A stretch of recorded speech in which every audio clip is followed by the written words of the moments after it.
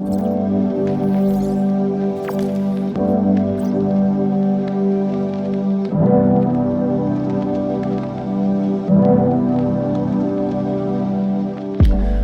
so I'm in my office. I just finished the Limewash project here. If you've seen any of the other Limewash projects on my channel, you'll know that I've, up to this point, used all Bauwerk Limewash paint. And I've gotten a lot of comments about it being too expensive for the shipping, or the paint is just too expensive for people wanting to dabble in Limewash. And so I did some research to find out what Limewash alternatives there are that are a little bit cheaper and maybe a little bit easier on the shipping budget, you know, instead of Bauwerk shipping from Germany, I believe. So I discovered Limestrong. Limestrong does plaster finishes, Tadillac finishes, and they also do lime paint. So with this lime paint process, you mix the color pigmentation and the slacked lime and the water together yourself.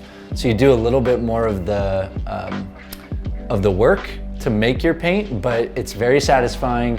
I was super happy with the color that came out of this. This went on in 2 coats, and yeah, I'll show you the process.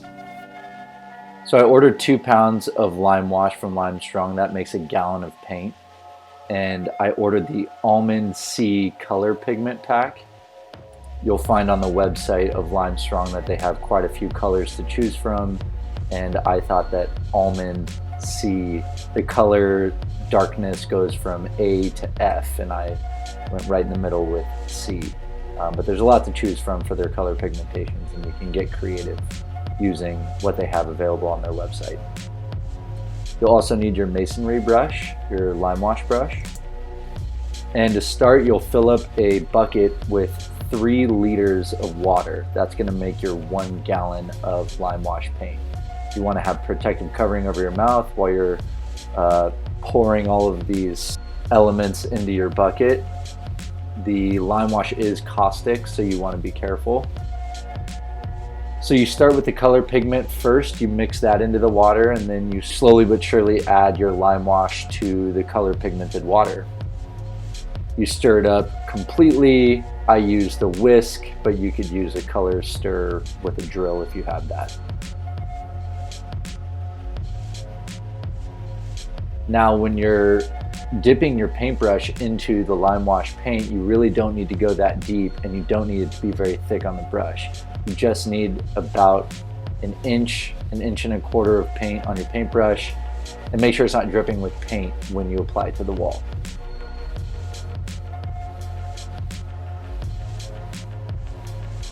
So between each application, you're going to want to make sure that you stir your lime paint up, so that way all of the heavier slacked lime elements get mixed into the water, so you're not getting super watery applications. You want each application to be equally vibrant with color. And after I let my first coat dry, I opened up my Limewash again, and same thing, stirred it up. You can see here how a lot of the sediment had settled at the bottom, and so I had to really aggravate it just to get it all mixed up properly again. So I wanted to slow down the process a little bit here for you so you can see how much paint you should be getting out of one dip of your paintbrush. I noticed a lot of people were saying that it was going on too thick. You don't want to go on thick with this. You want to extend the paint as far as you can on your brush. You can see this is all coverage from one dip of my paintbrush. You can expect to get about 150 square feet of coverage applying 2 coats per gallon of paint. That's a good rule of thumb depending on the size of room that you're working with. So after I had fully applied my second coat, I let it dry, and there it was. So if you're curious about learning about how I did my flooring, the micro cement flooring in this office as well, I made another video that I'll link in the description below. And that's it for the Limewash project using Limestrong. Hope this was helpful. Maybe you can have a little bit more confidence after watching this to do it yourself and know that it's really not that complicated. It's like making a very simple cake.